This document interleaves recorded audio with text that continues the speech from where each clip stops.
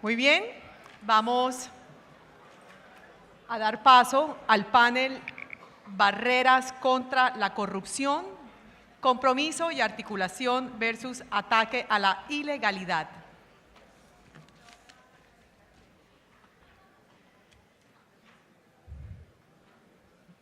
Invito por favor a los miembros de la mesa principal, si son tan amables, el doctor Néstor Humberto Martínez, fiscal general de la Nación, doctor Fernando Carrillo, procurador general de la Nación, doctor Edgardo Maya, contralor general de la República. Moderará este segmento Ricardo Ávila, director del diario Portafolio. Adelante y bienvenidos.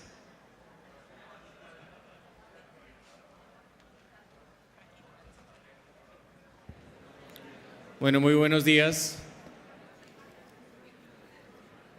Quiero en primer lugar agradecer la amable invitación que me hizo Confecámaras para moderar este panel, en el cual tengo el honor de tener como panelistas al Procurador General de la Nación, Fernando Carrillo, al Fiscal General de la Nación, Néstor Humberto Martínez, y al Contralor General de la República, Edgardo Maya Villazón. El tema del panel es barreras contra la corrupción, articulación para atacar la ilegalidad. Para nadie es un misterio que de acuerdo con las encuestas más recientes, es el tema que más preocupa a los colombianos. El miércoles de esta semana apareció la más reciente edición de la encuesta Gallup y muestra que cerca de un 90% de los habitantes en las 5 ciudades más grandes del país consideran que este asunto va por mal camino. Por primera vez desde más de un cuarto de siglo que se realiza esta encuesta, el tema de corrupción es considerado el principal problema del país, por encima de otros relacionados con economía o con la seguridad.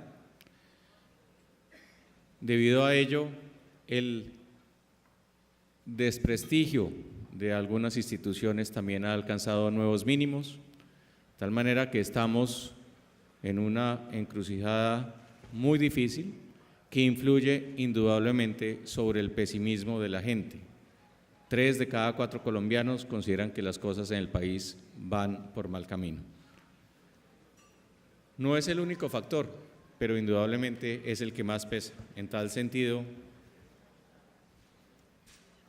Confecámaras se merece una congratulación por haber organizado este panel que va directamente al meollo de la cuestión, no solo por la lucha que adelantan las 3 entidades aquí representadas, sino adicionalmente por la importancia de su labor en el sentido de hacer de como se dice coloquialmente, un país viable. Para discutir este tema, pues vamos a tratar de hacer un diálogo fluido. La idea es que cada panelista tenga una introducción inicial de 5 minutos. Tenemos tiempo un poco menor que el establecido inicialmente porque vamos atrasados en la agenda, y a partir de ahí pues yo les haré preguntas sobre sus intervenciones. De tal manera que sin más preámbulo quiero invitar a quien está a mi extrema derecha. Quiero decir que esto no es un chiste político sino geográfico, al señor Fiscal General de la Nación para que comience con su presentación inicial de 5 minutos. Señor Fiscal, bienvenido y muchas gracias por estar aquí. Adelante.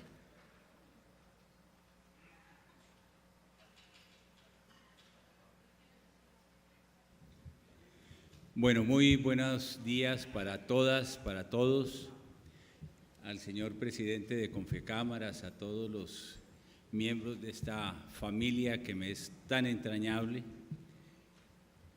a mis compañeros de mesa, al señor Procurador General, al señor Contralor, a Ricardo. Yo creo que todo en la vida parece ser que es relativo y es un problema de perspectivas. Yo estoy para Ricardo en la extrema derecha, pero para ustedes estoy en la extrema izquierda. Y solo hay un elemento objetivo y real, y es que todos estamos en un mismo lugar. Este tema de la corrupción dejó de ser ciertamente un asunto de interés nacional relativo para unos, importante para otros. Hoy es el tema que está en la agenda nacional y tiene que estar en la agenda nacional para todos, porque tenemos que comprender que no podemos recuperar el tejido de la ética nacional si creemos que solamente los organismos de control tienen que librar esta batalla por cuenta de la sociedad. La gran convocatoria que debemos hacer hoy, y estoy seguro que ustedes entenderán, es que debemos comprometernos todos en esta alianza en la lucha contra la corrupción. Porque más allá de lo que puedan mostrar las estadísticas y las encuestas, Ricardo, lo que hay es hoy más motivos para creer, para tener confianza, porque lo que está actuando es la institucionalidad democrática. Lo que está actuando en la lucha contra la corrupción son las instituciones establecidas en la Constitución política. Yo me pregunto y les participo a ustedes de esta cuestión, ¿habría o hay más esperanza ahora cuando los organismos de fiscalización y con un apoyo decidido también del propio señor presidente de la República a este empeño, cuando estamos avanzando en este proceso de recuperación de la ética colectiva a través de las investigaciones que estamos haciendo? ¿O había más esperanza cuando con cierta desazón mirábamos en privado lo que estaba ocurriendo en distintos sectores de la vida nacional? Con cierto cinismo hoy decimos, eso de las Cortes, eso se sabía. ¡Qué cinismo! Y eso que pasa de las coimas, de las multinacionales, eso también se sabía. Y lo que pasa con el plan de alimentación escolar se sabía. Ahora todos lo sabíamos. Bueno, si lo sabíamos, ¿qué era lo que estábamos haciendo? Pero no solamente desde la perspectiva de las entidades de control y vigilancia, sino desde el punto de vista de la sociedad en su conjunto. Nuestro programa Bolsillos de Cristal, del cual les hemos entregado hoy un folleto para que ustedes vean la dimensión del compromiso que tenemos en la lucha contra la corrupción, muestra que hemos alcanzado en este año de ejercicio de labor en la Fiscalía la judicialización de 998 servidores públicos y funcionarios privados que están hoy a buen recaudo de la justicia. Y en estos casos se estaban comprometiendo recursos del patrimonio público por 1.9 billones de pesos. Luego la justicia y la institucionalidad y los organismos de fiscalización están actuando. Hay motivos para la fe y para la esperanza, Ricardo. Muchas gracias.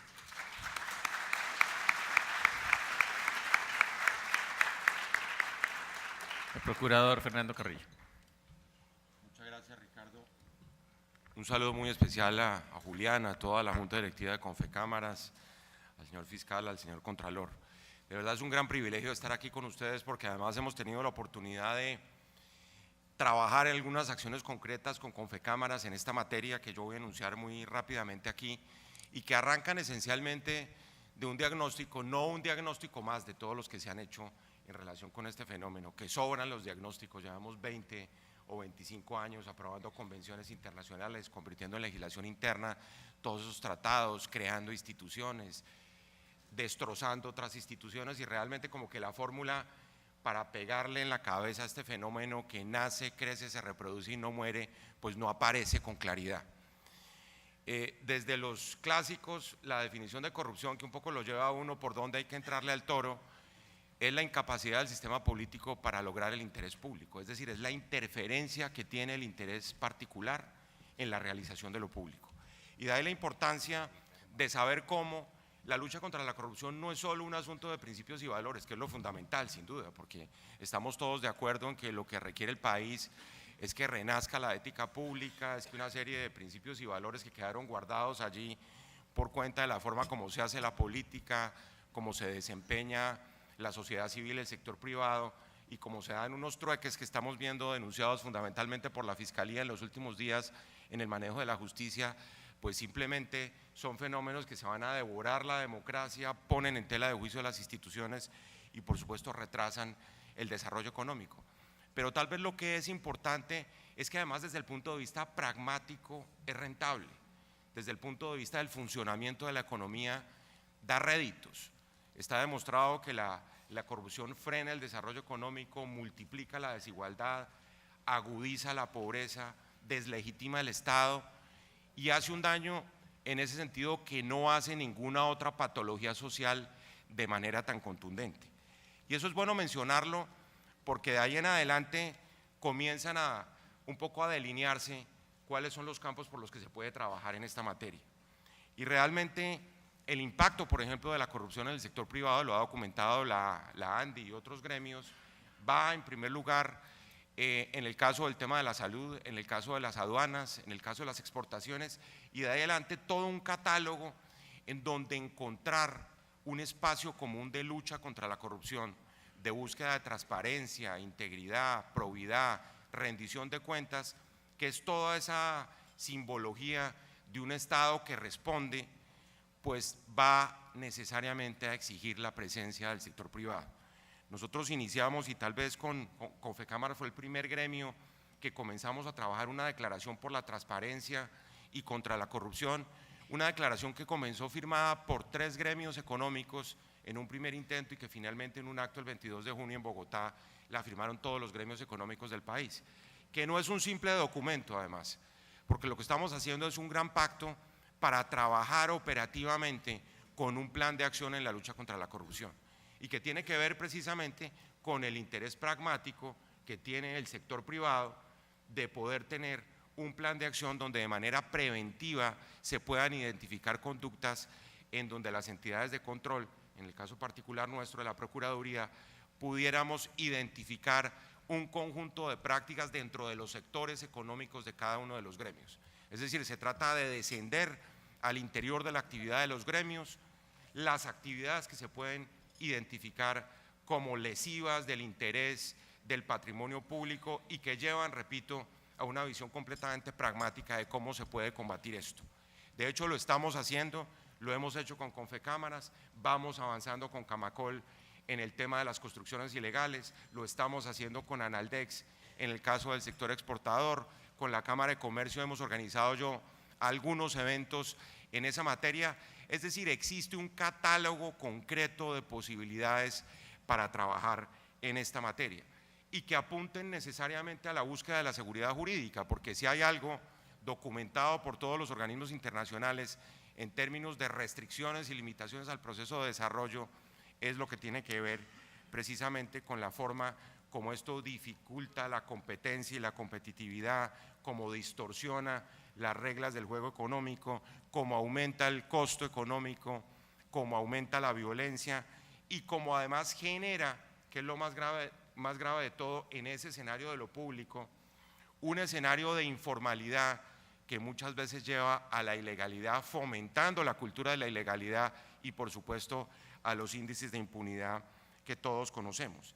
Y allí llegamos a un punto que es una definición, digamos, de fondo, y es que esa consideración de que la corrupción estaba solo en el manejo del Estado y que era patrimonio de los funcionarios públicos quedó definitivamente revaluada, o como aquella que no tenía nada que ver tampoco con el sector privado. Por eso es tan importante decir que aquí de lo que se trata es de fortalecer lo público, de revigorizar lo público, de incorporar la ética por la puerta central de las actividades de lo público donde el sector privado juega un papel fundamental. Es que lo público no es patrimonio del Estado y la revigorización de lo público tiene que ver necesariamente con la incorporación de esos principios y esos valores y afirmar abiertamente, como lo hemos hecho, que la ética del sector privado va a reforzar la ética del sector público si somos capaces de crear esos escenarios en donde un plan de acción funcione. Y les dejo simplemente 5 ideas, las menciono telegráficamente para la discusión. Uno, que lo único que no hemos intentado de verdad en la lucha contra la corrupción ha sido la incorporación activa del sector privado a nivel operativo, buscando escenarios de integridad, de transparencia. Casos hay muchísimos: la contratación, las actividades económicas, la relación con el Estado, el financiamiento de las campañas. Lo segundo es que esos escenarios de transparencia, de integridad y de probidad caben conjuntamente en una acción coordinada con el sector público, con el sector estatal, si así se quiere. El sector privado ayuda a evitar la corrupción, el sector privado ayuda a detectar la corrupción. Con el señor fiscal y con el señor contralor nos hemos empecinado en convencer a la gente que vale la pena denunciar, y para el ciudadano vale la pena denunciar si hay resultados en esta lucha, y yo creo que las tres instituciones de control podemos precisamente mostrar la existencia de esos resultados. Y por último, la necesidad de vincular a estos escenarios que está viviendo el país, porque si hay algo que es evidente es que aquí no habrá paz con corrupción y no habrá paz sin justicia. En este momento que es esta mala hora tan lamentable, esta especie de hecatombe ética que está recibiendo el país por las denuncias que ha hecho principalmente la Fiscalía, y en las cuales, pues como lo acaba de decir el señor fiscal, y esa es la gran conclusión, qué mejor que salga todo esto a la superficie en este momento y seamos capaces, lo decía además gráficamente el juez Moro brasilero que está procesando al expresidente Lula da Silva, de verdad que es un honor, es el máximo honor y la máxima responsabilidad que le puede poner uno a la historia estar al frente de una institución de control cuando se trata de que salga lo que estuvo tapado y oculto durante tanto tiempo, para que estos escenarios de control y de transparencia sean los que se impongan. Y allí el sector privado, creo yo, es el aliado fundamental de toda esta lucha. Muchísimas gracias. Muchas gracias al procurador Fernando Carrillo. Por favor, el señor Contralor de la Nación. Yo quiero en primer lugar agradecer a Confecámaras por la invitación que le hacen al Contralor General de la República para que ante este público tan calificado del sector comercial, hacer las apreciaciones desde el punto de vista fiscal que tiene la Contraloría General de la República. Y veo en la invitación las palabras mágicas que Colombia necesita para salir de esto. Colombia hoy tiene muy malas noticias y muy buenas noticias. Cada vez que nos dicen que le tengo una noticia mala y una buena, uno dice, deme la mala adelante. La mala es todo lo que está pasando y todo lo que está fluyendo desde las alcantarillas de la corrupción. Y la buena es que se están destapando esas alcantarillas. Ese movimiento subterráneo que hay en la cosa pública, interrelacionada con el sector privado, que tiene que ver siempre en todos los aspectos, porque no hay ninguna conducta del servidor público en los temas de corrupción, cuando se apropia de algo, que no cuente con el concurso de un privado.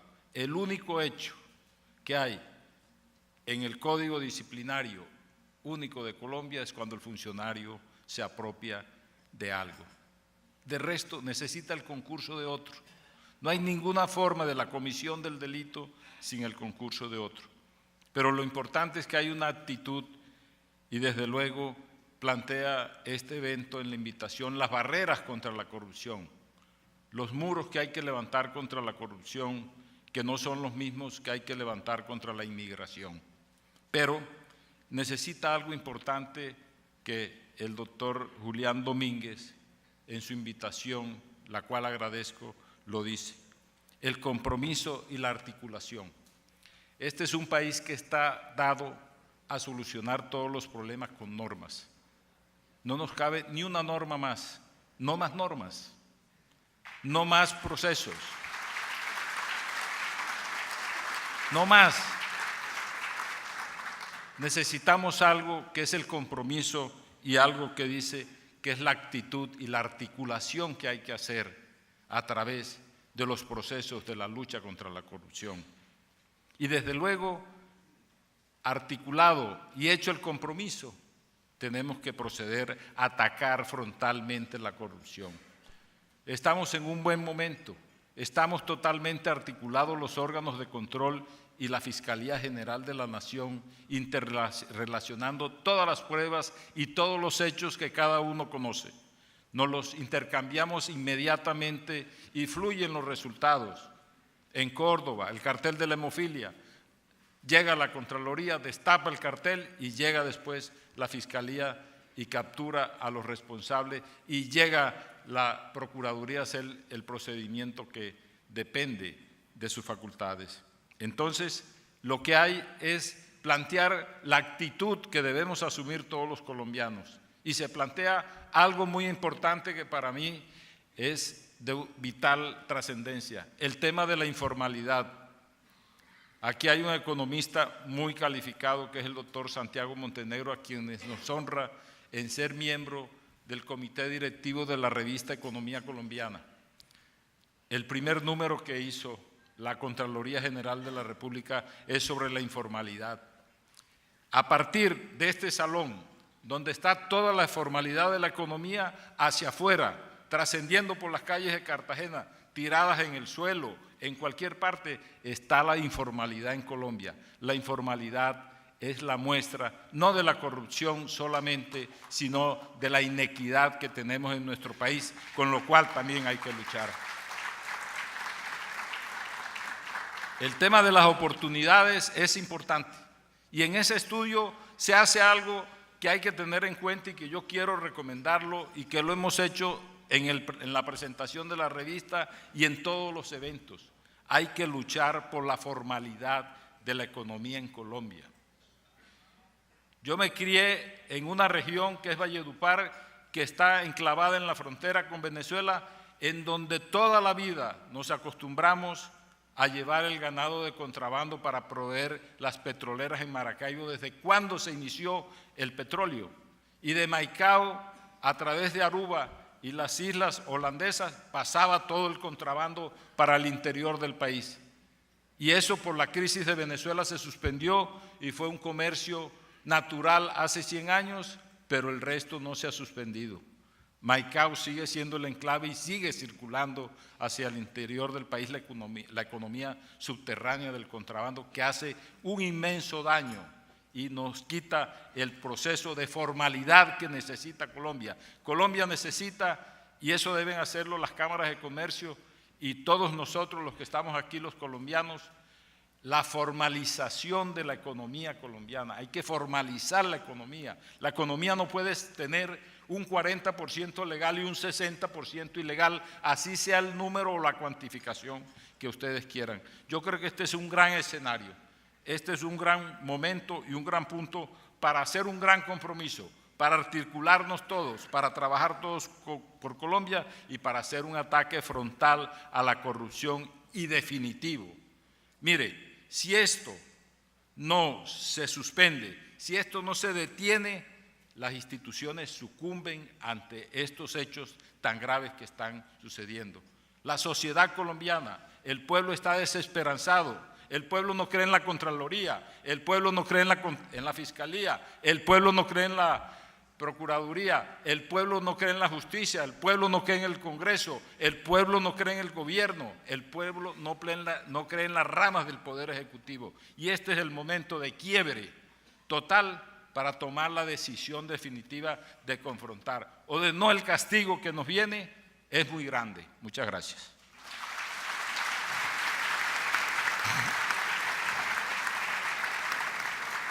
Muchas gracias al Contralor. Bueno, el primer tema que surge tiene que ver con algo que dijo el fiscal. Aquí cuando se comienza, y no solo en Colombia, sino en otros países, cuando se comienza de frente la batalla contra la corrupción, surge una gran paradoja. Las instituciones están actuando, pero al mismo tiempo la percepción de que todo está podrido, y discúlpenme la palabra, pues también aumenta. ¿Cuál es la clave para convencer a la gente de que finalmente de aquí hay una salida que es el camino siguiente? No es solo destapar la olla, sino efectivamente limpiarla. Y dentro de las preguntas que uno se hace, hay elementos, si se puede utilizar, de medicina preventiva y de medicina curativa. Y un poco quisiera yo que se refirieran a los temas preventivos, para citar un caso, el tema del dinero en la política, que parece ser, de alguna manera, uno de los engranajes claves que posibilita que esta rueda de la corrupción o que estos piñones de la corrupción se muevan. Señor fiscal. Ricardo, yo diría que primero, si queremos seguir previniendo este mal endémico que tiene la sociedad colombiana, que ha adquirido unas condiciones realmente sistémicas, lo primero que tenemos que construir es una gran conciencia nacional sobre la perversidad de este flagelo, pero ante todo de la necesidad de reconstruir la axiología en la vida social. Y ese testimonio hay que darlo en la familia, ese testimonio hay que darlo en las escuelas, en el colegio, en la universidad, en la empresa, en la vida pública. Y allí es donde todos los días, a partir de hoy, tenemos que mirarnos en el espejo para decirnos, ¿yo qué estoy haciendo para poder superar este problema sistémico de la corrupción? Y en ese sentido, yo quiero invitar a la sociedad civil, y ustedes son lo más genuino de la sociedad civil, para que vean cómo tenemos que comportarnos y qué es lo que no tenemos que hacer.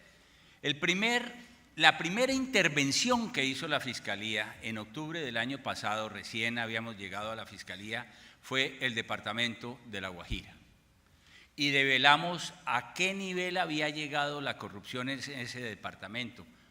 Capturamos en un solo operativo, luego de mirar lo que ha pasado con los acueductos, lo que había pasado con los megacolegios, con el programa de alimentación escolar, etcétera, capturamos 41 funcionarios públicos.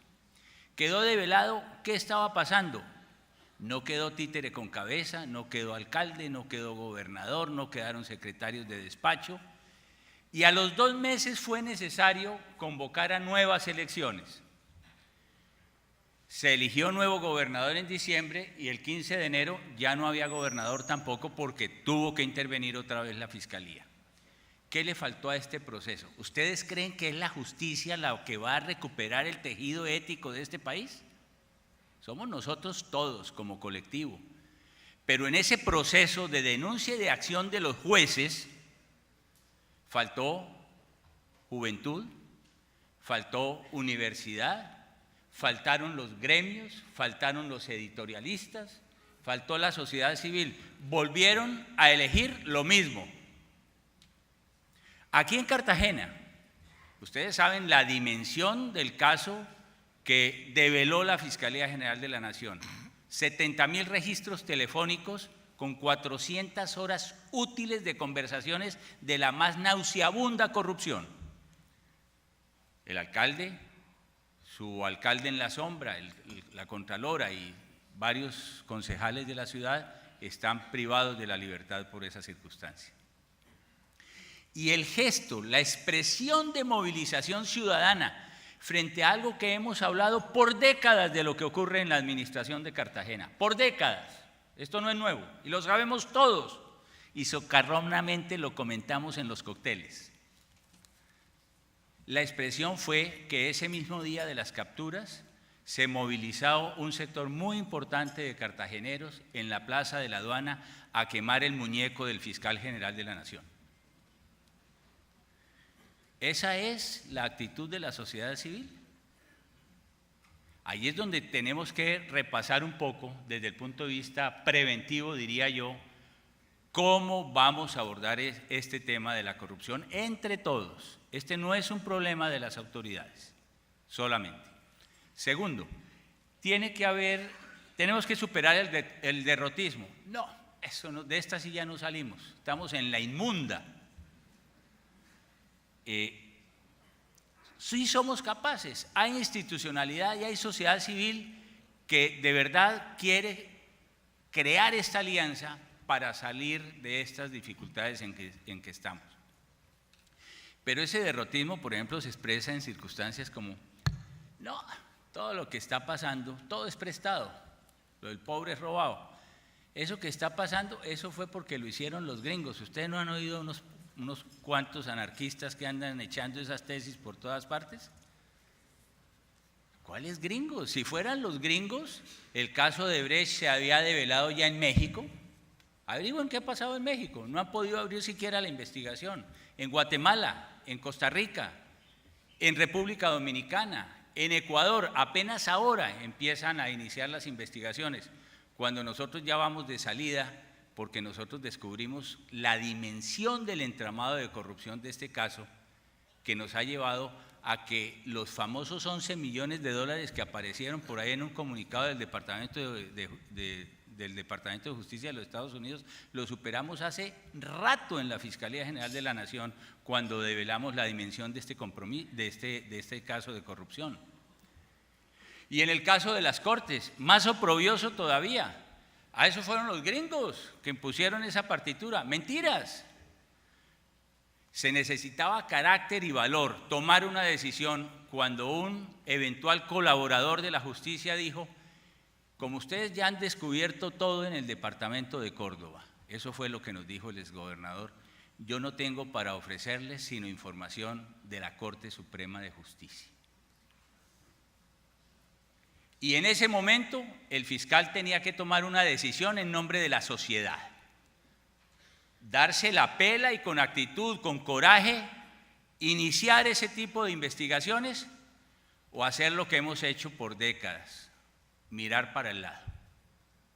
Y tomamos la decisión de avanzar en la investigación de la Corte Suprema de Justicia, porque tenemos que renovar también el tejido de nuestra institución judicial, porque por décadas venimos diciendo, empresarios, profesionales del derecho, periodistas, que la corrupción llegó al Poder Judicial. ¿Y qué hacemos? Nada, pues empezó la purga del sistema judicial a partir de la decisión que tomó la Fiscalía, que llevó a que la Fiscalía llamara al Departamento de Justicia de los Estados Unidos a pedir cooperación para que la prueba se recaudara para el tema de la justicia justamente en los Estados Unidos. La colaboración del Departamento de Justicia no era para que se viera en un video la entrega de una coima a un exfiscal de la Fiscalía General de la Nación, no, porque para los que no saben, en Colombia a ese funcionario, a ese exservidor público se le imputó un delito que es el de concusión, no el de cohecho. Concusión porque él había pedido unos dineros y esos pedidos se hizo desde Colombia y teníamos todos los registros y las pruebas suficientes para encauzarlo en el país por esa circunstancia.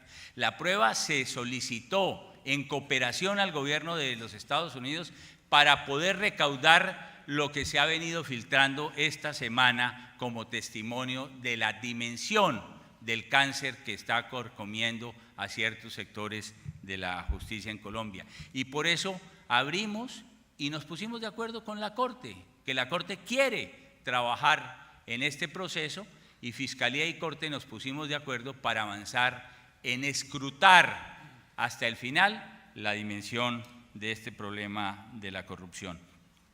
Y por último, yo creo que en el terreno ya de la justicia, una abuela mía me decía mucho: hijo, la letra con sangre entra. Hay que aplicar el derecho penal sin ningún tipo de consideraciones, ni de privilegios, ni de favoritismo.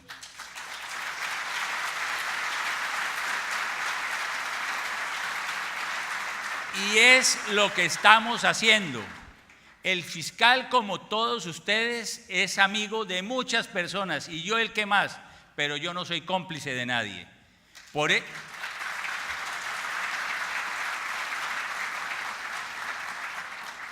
eso todos han quedado notificados que el que la hace, la paga, y esa es la regla para que se imponga la razón de ser del derecho criminal en una sociedad.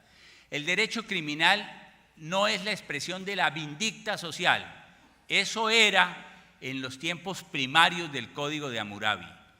El derecho penal es la expresión de una sociedad para disuadir los comportamientos antisociales, y solo se logra disuadir si la comunidad entiende que el que la hace la paga, y que la ley y la justicia no es solo para los de Ruana.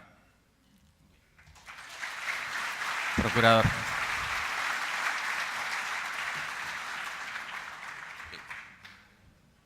me recuerdan mucho las palabras del fiscal, alguna alusión que hacía esta semana en un foro sobre corrupción el presidente de la Comisión de Ética del Senado chileno, diciendo que en Chile, cuando iniciaron esa gran purga que se dio recientemente en el gobierno de Michelle Bachelet, alguien le decía: si de verdad usted va a luchar contra la corrupción, prepárese para procesar a sus amigos y eventualmente a sus familiares.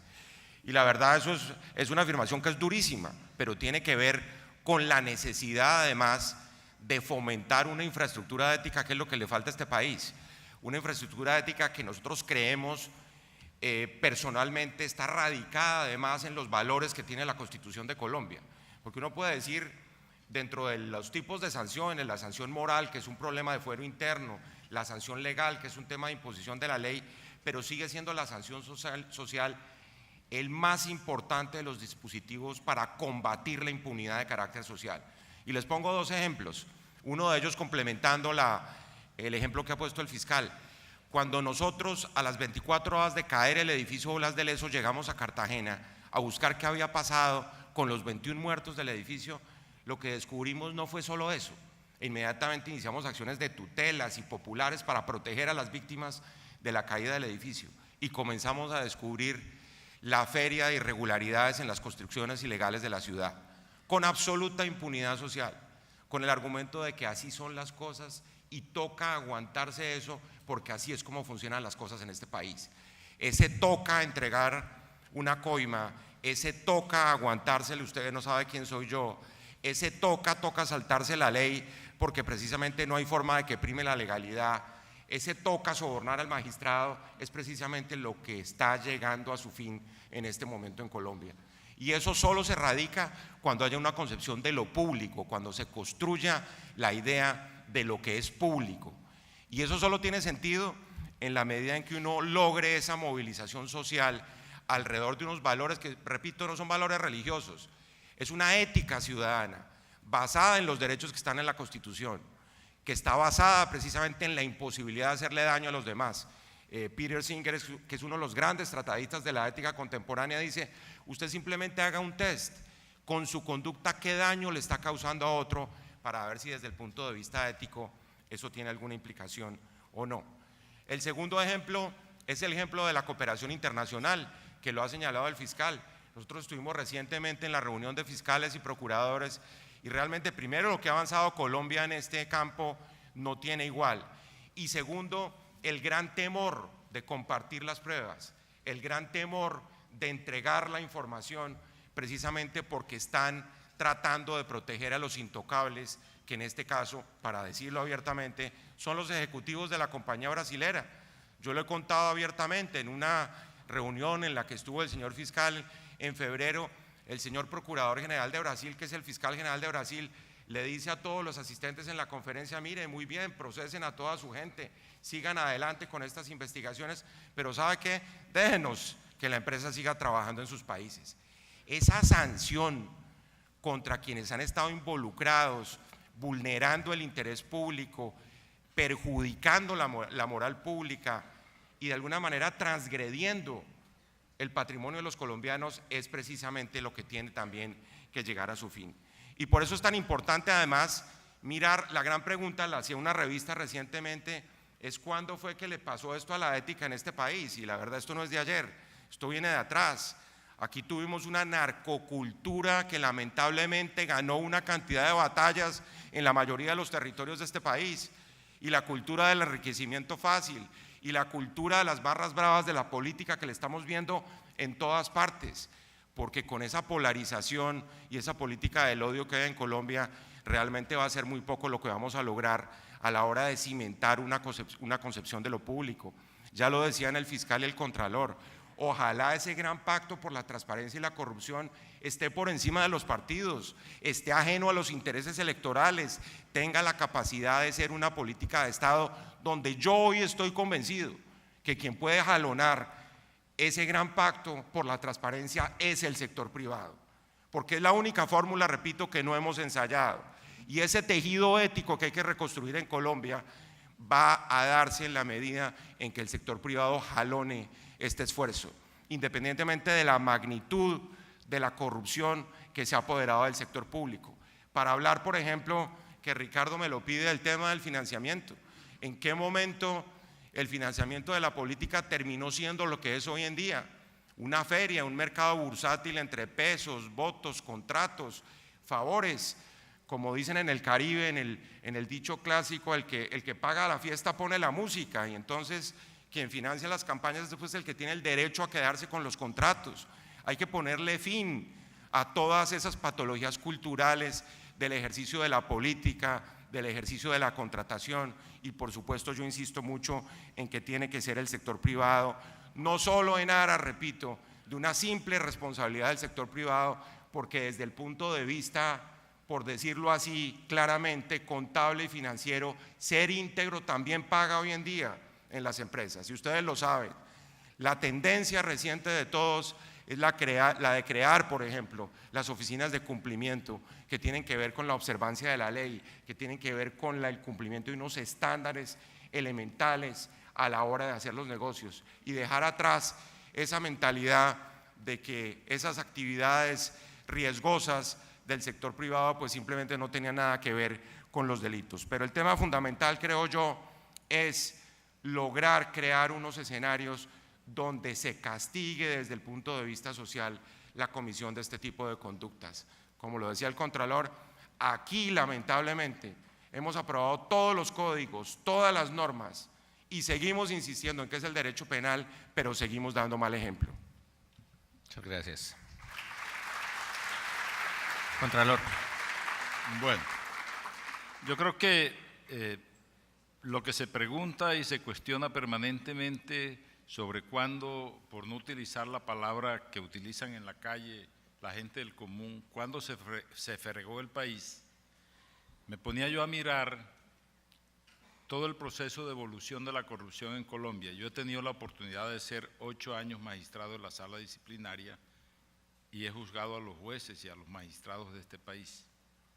He sido 8 años procurador y todos los administradores del Poder Ejecutivo y parte del Poder Electoral, con excepción del Presidente de la República, los he investigado. Y ahora estoy en el tema fiscal. Yo tengo 19 años de estar en esto, seguidos. Y he visto la evolución que en el 2024 va a cumplir 200 años. Lo expuse ya una vez y lo voy a decir aquí. Cuando el Libertador, el 12 de enero de 1824, decretó la pena de muerte para los corruptos y la pena de muerte para los jueces que no aplicaran la pena de muerte para los corruptos. Y en la motivación de ese decreto, en 3 renglones, dice que ellos son los causantes del desastre de este país. Hoy, faltando unos 200 años, estamos preguntando que cuándo se fregó este país. Y vamos hacia allá porque no ha habido la decisión, y Colombia no ha tomado la decisión de ser el Estado fuerte. En un Estado fuerte, y lo digo aquí por tercera vez, una compañía como Odebrecht, que sobornó todo el Estado desde la cúpula hasta abajo, debería ser expulsada del país. Eso es fuerte y hay que estremecer, hay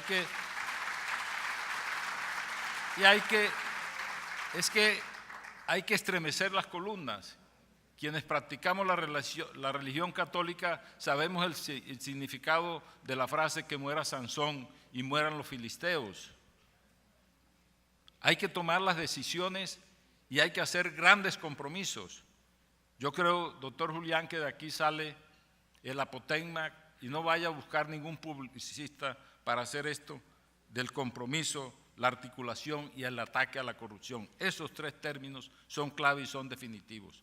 Podemos hacer el compromiso, podemos hacer la articulación, podemos hacer el ataque. Y hay un tema fundamental en todas las sociedades que nosotros la hemos abandonado, que es el tema de la educación. El tema de la educación es la clave. Son 8 millones de niños que están recibiendo educación todos los días por parte de los maestros de Colombia, a quien yo he defendido, pero que no comparto cierta posición de un liberal como yo, que soy partidario de la libertad, pero no de los libertinajes, que soy partidario de la autoridad, pero no del autoritarismo, que aquí en Colombia no hay educación pública, que aquí en Colombia lo que hay es una institución que se llama FECODE. Ellos están en sus manos, tienen el futuro del país y lo han tenido siempre. 8 millones de niños que todos los días en el desayuno y en el almuerzo le llevan un producto alimenticio para suplir su hambre, porque son niños llenos de hambre, porque pertenecen al estrato más bajo del país, producto de la corrupción, un pedazo de pan, una gaseosa y una torreja de mango o de piña para que se nutran. Esos son 700.000 millones de pesos que invierte el Estado anualmente y que no sabemos a dónde va y que no hemos podido destruir esas mafias que tienen llevando a la niñez hacia una conducta equivocada. Entonces se necesita algo que es importante y que se ha promulgado siempre y que hace muchos años hay un gran libro de un ideólogo de mi partido, Alfonso López Miquelsen, sobre el Estado fuerte. Hay que crear el Estado fuerte, no el Estado intervencionista totalmente, sino el Estado fuerte que regule y que oriente la conducta de toda la función pública, de todos los ciudadanos, que es lo importante. Tiene que haber una cabeza y la cabeza de eso solamente puede ser el Estado. Yo llegué en el 2002 a la Procuraduría General de la Nación y fui al Hospital San Francisco de Asís, en el Chocó, porque el problema de Colombia es el Chocó, es La Guajira y ahora es Córdoba. Pero el problema del Chocó es el símbolo, el Hospital San Francisco de Asís.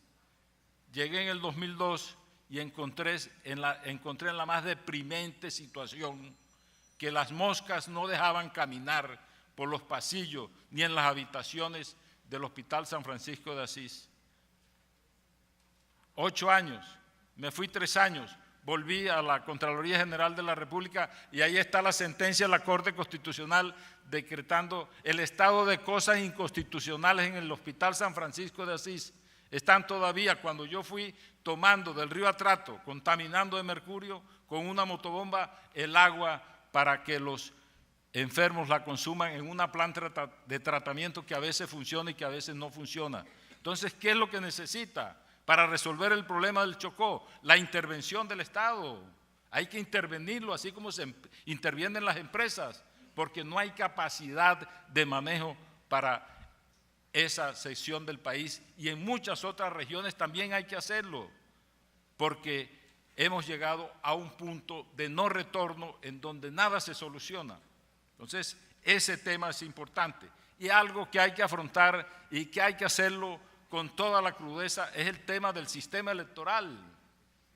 Aquí la elección popular de gobernadores y de alcaldes se volvió la fuente más grande de corrupción. En mi departamento, el Cesar, para ser gobernador hay que conseguir 20.000 millones de pesos. En La Guajira hay que conseguir 30.000 millones de pesos. En Casanare hay que conseguir 60.000 millones de pesos. Y para ser senador hay que conseguir montos ingentes de dinero. Para ser representante, para ser concejal, para ser diputado. El sistema electoral tiene que modificarse sustancialmente y profundamente porque está dominado por las grandes inversiones y el partido más poderoso en Colombia no es ninguno de los que ustedes se imaginan. El partido más poderoso de Colombia es el partido de los contratistas, que son los que financian esas campañas electorales en todas partes. Entonces hay que tomar una determinación. Invierten esos dineros como los invierten aquí en Cartagena. El señor fiscal que ha tenido una actitud valerosa, el señor procurador que la ha tenido valerosa y a mí que no me acompaña nunca el miedo, pues estamos dispuestos a seguir adelante en esta cruzada que necesita Colombia.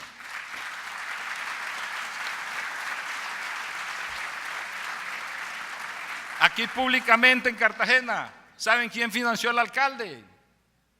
Que los dineros vinieron del Cesar para financiar al alcalde de Cartagena, y lo digo aquí públicamente y lo he dicho en todas partes. Yo no me escondo para decir las cosas. Y ha habido una actitud valerosa de la Fiscalía General de la Nación y ha habido una actitud valerosa de la Procuraduría General de la Nación. Nosotros sabemos cómo se consiguió el procurador y el contralor y el fiscal, cómo se consiguió para suspender la suspensión que decretó, y perdonen el pleonasmo, el Procurador General de la Nación. Y cómo una instancia superior en un minuto la revocó, porque no fueron permeables a las condiciones del soborno, del constreñimiento y las otras modalidades que existen en nuestro país. Entonces lo que necesitamos es un gran compromiso, porque no nos podemos seguir en esto porque estamos aburridos. Todos los colombianos, ustedes, los que están afuera, los que están más lejos, los que están más cercanos, estamos aburridos de destituir y de encarcelar a bandidos. Es un problema estructural que está en la estructura de nuestras instituciones y que hay que hacer la ruptura sobre esto. Entonces, doctor Julián, usted tiene ahí compromiso, articulación y ataque a la corrupción. Muchas gracias.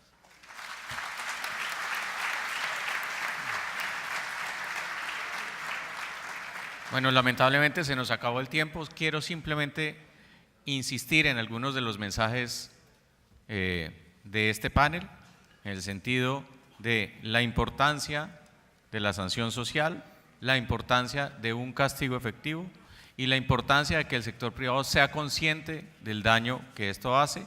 Yo creo que ustedes saben cómo incluso dentro del sector empresarial, cuando no hay relaciones con el sector público, también el tema de la corrupción se ha venido extendiendo, porque este es un cáncer que hace metástasis en múltiples instancias. Solo me resta agradecerle al fiscal, al procurador, al contralor por sus intervenciones, decirles que los acompañamos y que en sus manos está el hecho de que volvamos a creer. Muchas gracias. Un aplauso para ellos, por favor.